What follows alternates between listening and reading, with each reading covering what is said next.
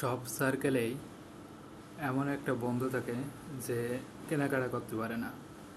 তো তার যখন কেনাকাটা করার প্রয়োজন হয়, সে সাথে করে আর এক বন্ধুকে নিয়ে যায়।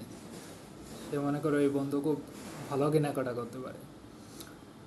ও দুইজনে যায়, যে কেনাকাটা করার সময়, দামাদারি করার সময় একজন আরেকজনের মুখ দেখতে থাকে। যাকে নিয়ে গেছে সেও নিজেও বিশ্বাস করে যে নিজেও ভালো কেনাকাটা করতে পারে না।